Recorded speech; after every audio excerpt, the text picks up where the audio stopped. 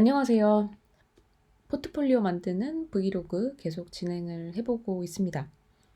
오늘은 제가 어제, 그러니까 이전 영상에서 제가 이전에 가지고 있던 포트폴리오 사이트를 잠깐 보여드리면서 저도 이 프로젝트를 5년 전에 진행을 했던 거기 때문에 어떻게 되어 있는지 잘 기억이 나지 않는다. 자세한 거는 이제 레포지토리를 다운을 받아서 코드를 봐야지 알 것 같다 라고 이렇게 넘겼는데, 오늘 생각을 해보니까 더 진행을 하기 전에 제가 이전에 가지고 있던 포트폴리오의 소스 코드를 빨리 간략하게나마 리뷰를 하고 넘어가면 저에게도 좋을 것 같아서 오늘은 한번 코드 리뷰를 진행을 해보려고 합니다.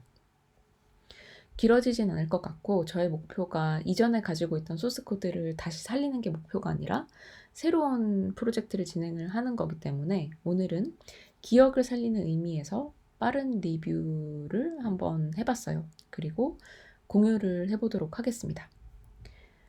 제가 포트폴리오를 만든 레파지토리는 여기인데, 이 레파지토리가 5년 전이어서 이걸 찾는데도 조금 시간이 걸렸습니다. 어쨌든 리드미를 읽어보면 저의 프로필 사이트라고 되어 있고, 제가 지금은 가지고 있지 않은 도메인을 적어 놓았고, 그리고 아주 당당하게 오타가 여기 있는데 테크스택, TECH죠. 테크스택. 사용된 기술은 리액트를 사용을 했고, 제가 어제는 이 서비스를 EC2 인스턴스에 구동을 했다고 했는데 제 기억이 잘못됐던 것 같습니다. 디플로이는 S3 버킷에 했다고 적혀져 있네요. 그리고 이 클라이언트가 요청을 보낸 서버는 AWS 람다를 사용을 했습니다. 이 AWS 람다는 조금 후에 제가 코드 리뷰를 할 때 조금 더 자세한 설명을 드리도록 할게요. 그리고 이렇게 람다 소스 코드도 링크를 걸어 놓았고, 여기도 오타가 있습니다. 테크스택. 복붙했겠죠.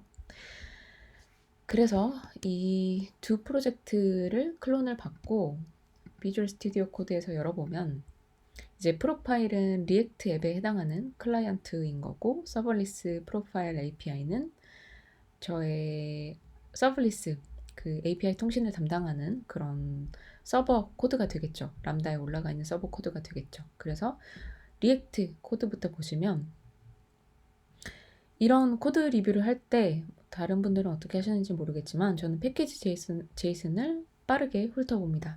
이렇게 하면 이제 이 프로젝트가 어떤 라이브러리를 사용해서 빌드가 되었나 빠르게 훑어볼 수 있어서 아주 편한 그런 파일이에요. 패키지.json.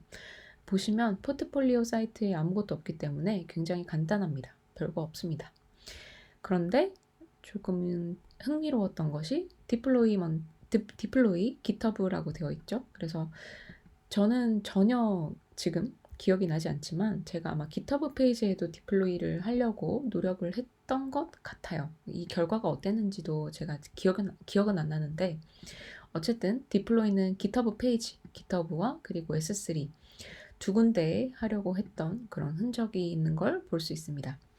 그리고 S3 버킷 이렇게 도메인을 연결을 해서 사용을 했죠. 그리고 뭐 별거 없네요. 라이브러리가 정말 간단하게 구성이 되어 있고, 그래서 본격적으로 폴더를 한번 보게 되면 퍼블릭은 기본적인 리액트 프로젝트를 생성하면 제공되는 파일이고, 소스 안에는 이제 app.json을 보게 되면 이렇게 구성이 되어 있는데, 제 나름대로 이 리액트를 한창 공부하면서 만든 프로젝트이기 때문에 굉장히 신경을 써서 컴포넌트를 잘 구성을 하려고 했던 노력이 참 잘 보이는 것 같습니다. 제가 이렇게 아무리 제가 짠 코드지만 5년 정도 지나고 나서 보면 남이 짠 코드를 보는 것과 별로 다를 게 없는 것 같은데, 어쨌든 이렇게 한눈에 컴포넌트가 이렇게 깔끔하게 정리가 되어 있는 걸 보면 컴포넌트에 대한 개념을 학습을 하려고 노력을 했던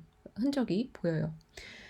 그리고 이런 스타일, CSS 같은 경우는 다른 라이브러리를 쓴 게 아니라 제가 한창 이제 노마드 코드에서 리액트도 배우고 기본적인 CSS도 배우고 해서 추가적인 뭐 라이브러리를 쓴 게 아니라 제가 직접 CSS 코딩을 했습니다. 해봤더니 훨씬 더 내가 원하는 결과를 뭐 그렇게 화려하진 않지만 화려하진 않아도 내가 원하는 걸 표현하기에 정말 편하긴 하더라고요. 그래서 이제 컴포넌트를 보여드리면 컴포넌트는 이렇게 페이지 단위로 구성이 되어 있고, 한 페이지를 예를 들어서 보여드리면 이제 이 프로젝트, 이 컴포넌트들은 열어보시면 이렇게 컨테이너와 프리젠터로 구성이 되어 있어요. 이 컨테이너와 프리젠터를 왜 나눴을까? 저는 이 코드를 처음 보고 이렇게 왜 나눠져 있지? 라고 궁금증이 들었는데, 찾아보니까 이제 컨테이너 프리젠터라는 그 리액트 개발을 할 때 유명한 디자인 패턴이더라고요. 그래서 저는 iOS 개발자 출신이니까 이 개념이 그렇게 새롭진 않습니다. 쉽게 말하면 MVC 패턴이라고 하시면 이해하시기 쉬울 것 같은데, 쉽게 말해서 이 컨테이너는 컨트롤러, 어떤 페이지를 구성하는데 필요한 데이터를 동적으로 가져온다든지, 아니면 어떤 액션을 받았을 때 어떤 반응을 하는 그런 코드, 동적인 부분을 처리하는 그런 컴포넌트이고, 그리고 프리젠터는 이렇게 컨테이너가 동적으로 받아온 데이터를 뿌려주는 정적인 뷰 역할을 하거나 뷰 역할을 하죠.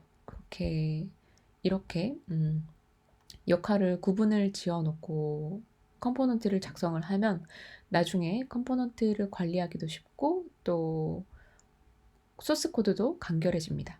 그래서 이 MVC 패턴은 굉장히 고전적인 그런 패턴이라고 볼 수 있고, 보시면 프리젠터도 꽤 깔끔하게 되어 있는 것 같습니다. 제 눈에는 그렇게 복잡해 보이진 않는데, 보시면 이렇게 컴포넌트 안에 또 다른 컴포넌트가 있고, 이렇게 컴포넌트를 잘 정리를 하려고 노력을 한 게 보여요. 이렇게 간단하게 페이지별로 컴포넌트가 구성이 되어 있고, 그 다음으로는 데이터를 좀 보겠습니다. 제가 이 데이터 폴더 안을 보고 왜 이 제이슨 파일이 여기 있을까라고 궁금했는데, 조금 이제 코드를 보다 보니까 기억이 돌아오는 부분이 있습니다. 그래서 이 데이터 부분을 설명드리기 전에 이제 제 AWS 람다 코드를 살짝 보여드리면, 저도 오래돼서 이제 이 서브레스 프로젝트를 어떻게 생성했는지 잘 기억은 나지 않지만, 이 패키지.json을 살짝 보면 이제 뭐 이런 명령어를 썼죠. 그래서 SLS가 뭐지? 기억이 안 나서 찾아봤더니 빠르게 한번 검색을 해보겠습니다. 찾아보면 이제 AWS 람다에 관련된 그런 디플로이 관련된 뭐 명령어 같아요. 그래서 이런 걸 사용해서 만들었구나, 내가 이런 걸 알 수 있고, 그리고 뭐 디펜던시에도 별게 없죠. 그런데 보시면 이제 몽구스라고 죄송합니다. 물 한 잔을 마시고, 익스프레스라는 라이브러리도 사용을 했고, 이제 몽고스라는 몽고DB에 관련된 라이브러리를 사용을 했네요. 그래서 이제 코드를 보면서 돌아오는 기억이, 제가 이때 몽고DB를 무료로 제공을 해주는 그런 서비스를 사용을 했던 것 같습니다. 정확하진 않는데, 그래서 이 몽고DB도 사용을 해보려고 노력을 했고,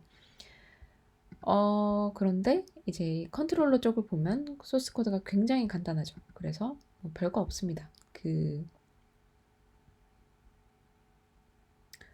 몽고DB에 접속을 해서 이제 정말 간단한 쿼리로 그 DB에 저장되어 있는 데이터를 읽어서 반환해준 그런 코드예요. 왜냐면 포트폴리오 사이트니까 별게 없겠죠. 스키마도 정의를 해놓고 이제 모델 이렇게 정의를 해서 모델 오브젝트로 데이터를 받아오고, 그리고 이런 요청이 들어왔을 때 이런 컨트롤러에서 이 함수를 통해서 이렇게 포트폴리오스를 보시면 이렇게 get 포트폴리오 함수는 async, 비동기적으로 portfolio.find, 이건 이제 몽고스에 해당하는 건데, 몽고스가 알아서 이제 모든 테이블에 있는 모든 데이터를 가져와서 이렇게 JSON 형식으로 반환을 해주게 됩니다. 그래서 이 서벌리스를 경험을 하고 싶어서, 이 AWS 람다를 사용을 해보고 싶어서 굳이 안 해도 될 프로젝트였는데 한번 해봤어요. 그런데 문제점이, 제가 이 서벌리스 AWS 람다를 사용하다 보니까 콜드 스타트 이슈가 있었습니다. 이 콜드 스타트 이슈가 뭐냐면, 서벌리스를 사용하는 가장 큰 이유 중에 하나는 너무 불필요한 아이들 상태에서 돌아가는 그런 자원을 아끼고자 함인데, 그러다 보니까 오랜 기간 동안 리퀘스트를 받지 않았을 때, 오랜 기간 동안 리퀘스트를 받지 않고 있다가 첫 리퀘스트를 받았을 때, 이때 제대로 된 응답을 보내주지 못하는 그런 이슈가 있었어요. 그래서 이걸 해결을 하려고 노력을 했던 흔적을 제가 볼 수 있었는데, 아마 이걸 해결을 하려고 노력을 하다가, 제가 기억하기로는 그 몽고DB를 무료로 제공해주는 곳에서 서비스를 중단을 하게 되고, 서비스 중단을 한다고 그런 알림이 오고 해서 그냥 그 몽고DB에 있는 데이터를 모두 백업을 해서 제이슨 형식으로 바꿔서 이렇게 프로젝트 안에 박아서 파일로 그냥 단순하게 읽어오는 그런 코드로 바꾸었습니다. 그래서 실제로 제가 이 데이터를 불러오는 이 api.json이라는 코드를 보면, 이제 get portfolios, 클라이언트에서 포트폴리오를 출력을 하기 위해서 이제 api.get portfolios라고 하는데, 이제 에러가 났을 때는 그냥 이 포트폴리오 데이터라는 제가 파일에서 읽어온 이 JSON을 뿌려주는 걸 볼 수 있죠. 그래서 어느 정도 이제 이 람다 서비스를 이용하다가 제가 아마 문제가 있고, 그래서 이 데이터를 그냥 파일 형태로 저장을 해서 그냥 파일에서 읽어왔던 기억이 있습니다.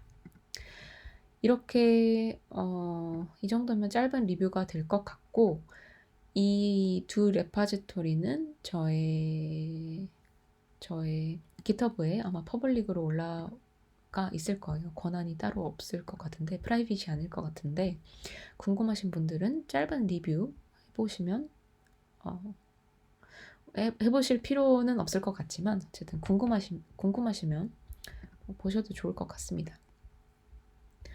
그러면 오늘 이번 동영상에서는 이렇게 리뷰를 하고, 다음 동영상에서는 저의 새 프로젝트가 어떻게 진행되고 있는지 보여드리도록 하겠습니다. 감사합니다.